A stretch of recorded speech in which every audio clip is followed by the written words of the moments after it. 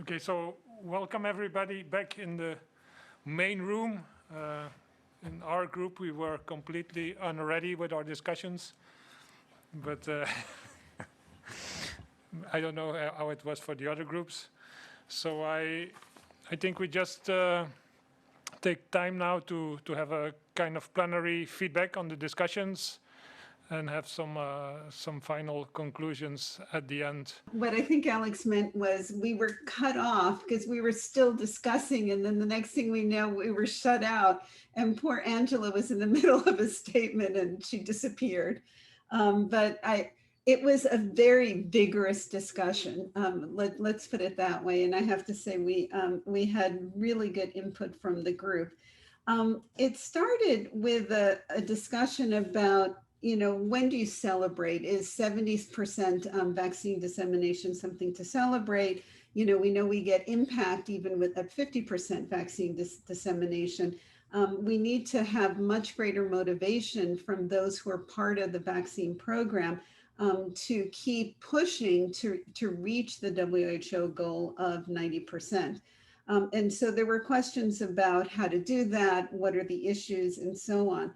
And obviously what came up is that, each of the different, there's so many different scenarios of how vaccine is disseminated, that it can be country specific, and beyond just country specific, understanding the context in which that vaccine program is operating is absolutely essential. And then beyond that, it's really understanding and studying the heterogeneity that exists, so that we can drill down and better understand what is in the setting that either works or doesn't work. And how do we work with the teams? Because the teams in those settings are the group that really have boots on the ground to make things happen. How do we set up the teams within the settings, within this heterogeneity, so that the teams are trusted by the public and we can achieve the goal. And even if a country we were discussing has achieved, or a community has achieved, let's say 70% or 80%, there should be this constant feedback and a constant questioning of how can we do better? How can we make it easy for the people who aren't vaccinated to be vaccinated? How do we continue to make it easy in each of those different contexts for vaccination to occur? So we spent quite a bit of time talking about this heterogeneity and ways of drilling down to the context, to the teams, and so on. And what emerged from that were actually two action items that were proposed that the HPV Prevention Board should consider taking on. One was, can we actually, so what we heard in the discussion is that there is a pretty good understanding of the heterogeneity of the context of vaccine delivery in low-income countries, but understanding, laying out the diversity and the heterogeneity of how vaccine programs are operating in high-income countries may not already have been documented. And that's sort of a first step in trying to understand and map out where we can have action, where it falls apart, and then how to improve things. So that was one action item, is to take on this study. And the second action item was that perhaps it's time now, or maybe in the near future, that the HPV vaccine, the HPV Prevention Board put together a statement about lessons learned from the current pandemic that bolster and reinforce our ability to prevent multiple cancers with the tools that we currently have, primarily being the first, of course, being HPV vaccination. And we had a very provocative discussion around what the statement should make, which should state the timing of it, and so on. And this is a remark by Xavier, who very quickly laid out three main points, and I unfortunately didn't have time to write everything down. But this is that we should revisit as a board. And I think, please, if there's anyone else from the group that can weigh in if I left something out by accident. I think that you said that you would take for the first draft. Oh, no, no. So, I understood that. yes, so of course Amy's laughing because she knows that every time I open my mouth, somehow my workload has increased. What I asked the group was whether should we form a writing committee, and you know, of course, I would be in favor of a writing committee. This is for full discussion among those who are here participating. Anything else? Did I leave anything else out, please? I think it was a very nice summary, Anna, of our discussion. Thank you very much. And we did note the 2 points that we should address as a board, and we will see how, as a secretariat, we can move those forward. And we will definitely follow up on that. So in sake of time, I would like to go over to the second group. If somebody, I see Amy. I think that was us. Yes. So our group really wanted to talk about kind of lessons learned, because we were a group that had very different backgrounds and expertises. So we each came to offer our own kind of lesson learned. So I'm going to kind of summarize those from each person. So Laya encouraged everyone, when thinking about introducing a vaccination program, to really aim high from the beginning. And that was supported by the data that she showed us earlier today, because that just eases everything after. And she said that with more recent introductions, she's observing that that is happening. So I liked her kind of very concise aim high. And that this is going to be kind of a repeating idea. Chantal thinks it's very important that in these programs for each age year, that everyone gets at least 1 dose, because that is where the benefit is, and that should be the goal. If considering extended schedules, she said putting these within school-based programs makes everything much more feasible. And in places where the pandemic has halted HPV vaccination programs, she suggests prioritizing the older ages before they age out of the opportunity for vaccination. Armando, coming from Colombia, wants us to really think about educating about not only the benefits of HPV vaccination, but talk about the problems. We have a lot to learn from not only HPV vaccine introductions, but really kind of more broadly, even beyond HPV. He thinks we should be more aggressive in social media to talk about not only the pros and the cons, and really getting kind of like the perceived problems out there in the open. So really strengthening open communication. Mauricio was excited to report that El Salvador has finally introduced HPV vaccination in their country. They did this during the pandemic and have actually accomplished more than 50% uptake. So his message is, even in a public health crisis such as COVID, you can still provide preventative measures such as cervical cancer prevention through screening and HPV vaccination. And Laya actually told us that 5 countries have introduced HPV vaccination during the pandemic. So we found that interesting. Eduardo wants us to be pragmatic. Don't wait till everything's perfect. Use what you've got. And he drew from the kind of the success in Quebec, because they've moved incrementally along with the science. Eduardo is also very enthusiastic about the scorecard, the country level scorecard that Laya proposed. And so, really kind of encouraging us to kind of keep our eyes on the development of that. Bernd from GSK also emphasized communication. And he said, we had some discussions around girl-only vaccination, gender-neutral vaccination, and what's pressuring it. Is it limited number of doses? Is it just kind of being able to do the work during COVID? And he says, whatever program you choose, be persistent, keep it going. And then I will wrap up.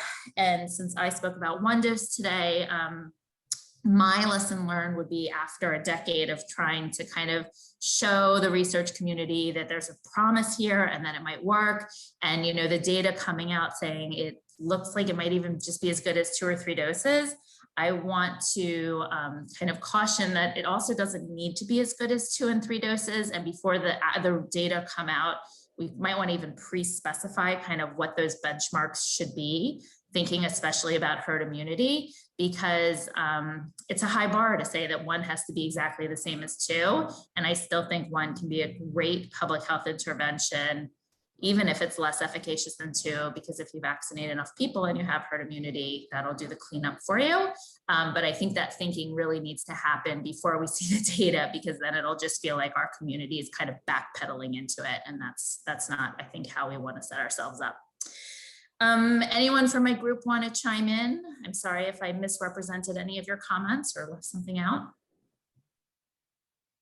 Okay, thank you very much. And then we move over to the third group.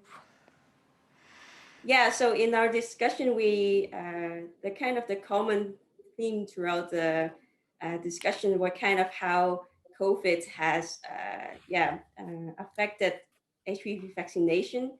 And we started off with summarizing the different experience in different countries. So we talked about Slovenia, Brazil, Denmark, Bulgaria, Peru, and Spain. So quite a large set of countries. Each country has different experience, but kind of a common factor is that COVID has affected all those countries and in a negative way. And I think, as I've understood, in most countries now in the phase of trying to catch up and to get back the vaccination on, and it's quite a mess, as a number of participants has said. And then we in the second part of the discussion, after we have kind of set the different experience, we really concentrated a lot of thinking about how kind of the hesitancies about vaccine for COVID will affect HPV vaccination. And it's something that's quite difficult, with like things that are not going well with things like AstraZeneca or other vaccine would definitely impact how it's going to be with HPV. And it's also, I recall, like quite hard discussion about whether vaccination is something that you should take in mind the societal impact, whether it's something that you should do for your personal, like whether if you ask you would vaccinate your daughter, would you answer the question yes or no, and how does it impact the society?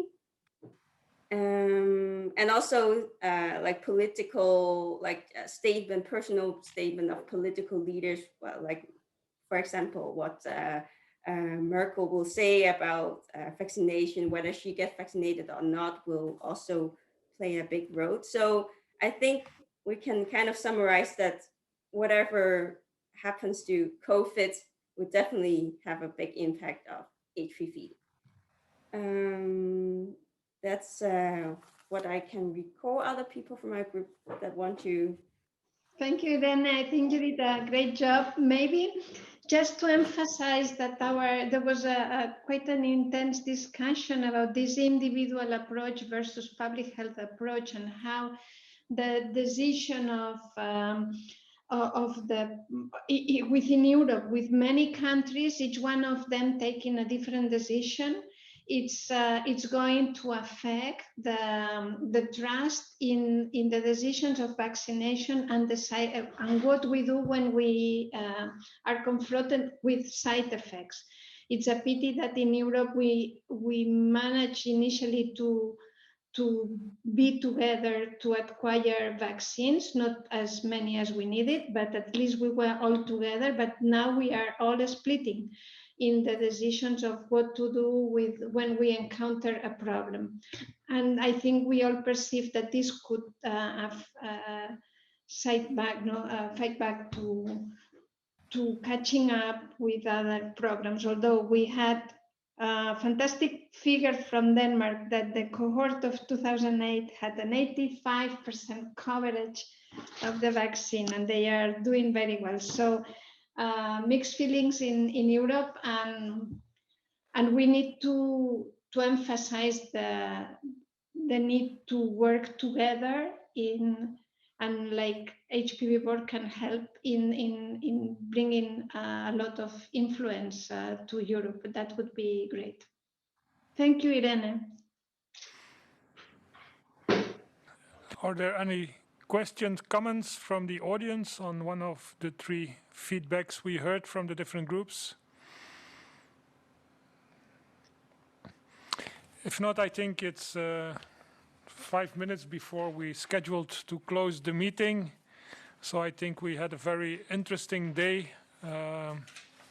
So we started with the strategies in the UK, and my message learned there was, regardless of the system, if you have dedicated teams, they will even get the girls vaccinated when schools are closed.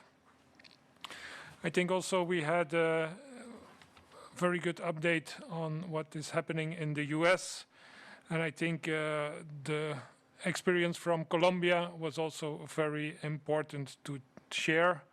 And as somebody mentioned earlier, if as a vaccinator you have to get vaccinated by one of the girls, I think that's maybe one step too far, but it definitely shows that you can do something to change the thinking and behavior of the girls. I think we also had very interesting update on the one dose and the extended schedules. And also, I think the presentation of Laia on the fact that countries might not progress as rapidly as we want in coverage, especially for our discussion group, was a very important insight. And we're very happy to have that presentation. We got a nice overview from Heidi on HPV vaccine acceptance. And also the V-Safe story from the US, I think, is very useful for us in the future. And then we had the breakout sessions. We will send out a questionnaire after the meeting just to evaluate if this format works well. I think for our group, I think it is interesting to have a smaller group and have some more interaction with the different participants. So I do hope you'll all join us tomorrow. We will be a little bit more focused on screening during the day, but we will have a breakout group on vaccination later in the day. So thank you very much for joining. I thank also the chairs for doing an excellent job, and the secretariat and the technical support here for having a very nice first day. So take a good rest and see you all tomorrow. Thank you.